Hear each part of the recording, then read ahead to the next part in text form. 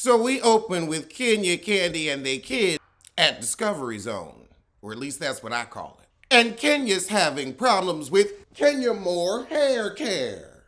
She can't get her stuff in from overseas, I'm guessing because it's still backed up from the Vi. But Candy says, don't you let Marlo run you off from our girls' week. Well, Marlo ran them kids off, so she's got the skills for it.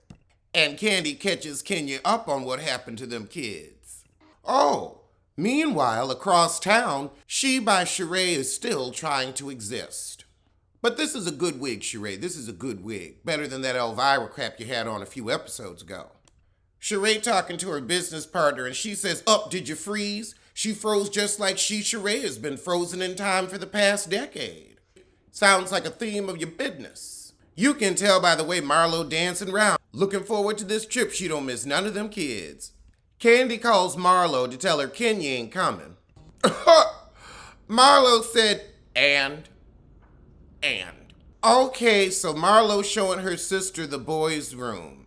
You have two boys in one room. It's gonna be messy. That's what boys do. See, people don't want to parent. They want kids to raise themselves, and that's not how it works. Oh, Marlo was a guardian for Crystal. Did you put her out too? Yup, she kicked her out too. So you already kicked one out, you gotta kick out two? I don't know if you really that much help. Maybe you just should have told them kids, look, you gonna stay here for a month, this is a visit, and then we gonna get you some secure housing. How you gonna say raising the boys was harder than raising Crystal? You ain't raised either. You had a long visit. Okay, so Sheree's trying to do an insurance scam with Nordstrom, saying she got injured trying on a rain boot. Sheree, you used to cheap sneakers and Muck and Meyer. What you know about a rain boot? Oh, they getting in the chauffeured car and they tell them they can't eat? I'm sorry, Bravo could have paid that little cleaning fee. Candy said, hold up, I ain't going nowhere without eating first. And I'm with her. Honestly, a snack in the car makes the ride more fun. I agree with Candy. Kenya coming on the trip because she wouldn't miss camera time. And she wouldn't miss an opportunity to piss off Marlo. Marlo Amos. So Moneta said Marlo's going through a lot, so I don't know what she's going to have us doing in the mountains. She's not going through a lot. Them boys she put out is going through a lot. She's going through a lot of fake guilt and first-time acting pains. Because she trying to act like she missing him, but she's missing the mark. Kind of like how Kenya missing Mark. Sheree and Marlo Amos are the first to arrive at the cabin. They fighting over who farted in the car, but both of you are full of hot air, so it could have been either. The other girls get there as Sheree tell them about her Nordstrom's insurance scam with the boot. So we having Candles help pick our rooms with shady names. The first one is Devotion and Delusion. I would say that was Drew. Kenya? There's definitely delusion with Kenya because Mark was never with her. Oh, it was Kenya. Oh, Candy is good vibes and great gossip. Sheree is high hopes and low expectation. Yep. Maybe dashed expectation. Sheree said I saged and cleansed Tyrone out of your coochie when he ain't never been up in there. You'd prefer a finger to a phallus. Sonya's color-coordinated workout gear. Drew is repeated resolulu and wishful thinking, wishing her husband was straight. Now, why do y'all need to be ready in 15 minutes when Marlo just said it's a vacation, we don't have a schedule? She did not say wipe your twat if it's musky. A twat wipe was not just requested in front of me. I didn't hear it.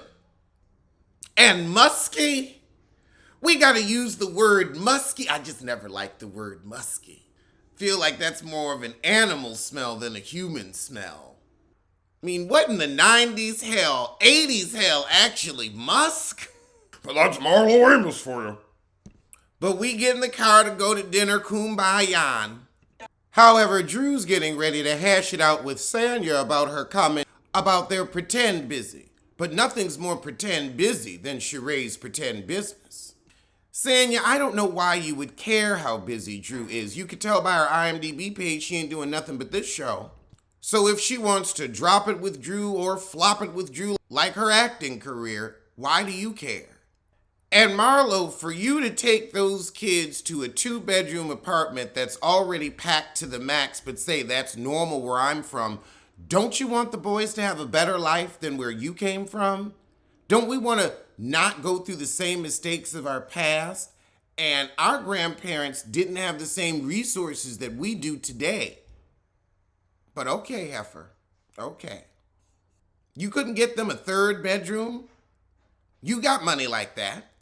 Hell, you could have let them stay in your your townhouse, once your new house got finished. Maybe you should have taken the boys on the trip and been more intimate with them than the girls. And Sheree gonna say I'm not the bone carrier anymore. No, you're just the liar now. And the fraud. According to Cleveland County court documents in the state of Ohio. Marlo, you want to see Candy drunk so you can take advantage of her and run her credit card. I love how the second Drew starts talking, Candy goes to the bathroom. She like, I ain't listening to this shit. But then Kenya shows up having to make a grand entrance. Because she's so busy. Husbandless and busy. Oh, God, but now Marlo Amos is upset that Candy knew Kenya was coming and didn't tell her. What? This is not bring your daughter to work day, Kenya. No, you didn't have this issue with the ladies last season. Candy got a fresh baby too. All these heifers got some fresher young babies they want to see. We love Brooklyn, but we need to see you act a fool, not be a mama. She done got her own house. Well, I don't want to look at you all the time either, so I'm not mad. Oh, but Sanya gets there and invites all the girls to Jamaica for an iFit gig. Oh, it's a couples trip. See, that's already divisive because you've got single Sheree, curbside Kenya, and the Mistress Marlo. And then Drew, your boo might be a boo-boo. Oh, and here we go. Marlo Amos said, well, if you're not going to stay at the house, Kenya, you don't need to come with us. Bring that baby on. Oh, Marlo said we ain't going to be fake, phony, or fraudulent. If you don't want to hang out because of me, get on. So Kenya and Marlo start to squabbling, and then Kenya finally gets Marlo to be quiet so she can deliver an elegant read of, well, you say you want to be friends, but you're the worst friend in the group, and your type of love isn't the type of love that I would want because it's toxic. Now, Marlo gonna talk about your man or your mama after this. So you don't have any more chances with me, Marlo. Then why'd you come on her trip? You could have stayed home with your baby. Marlo said, I still think you was lying about being sick. And what kind of friend you? Marlo, however, does not come back with a good below-the-belt read. She said, look, let's just respect each other. But you will abide by my rules. She's pulling a Kenya. Well, that was the shit. We don't know if Kenya gonna stay in the heezy or not, but I'ma see you soon for something.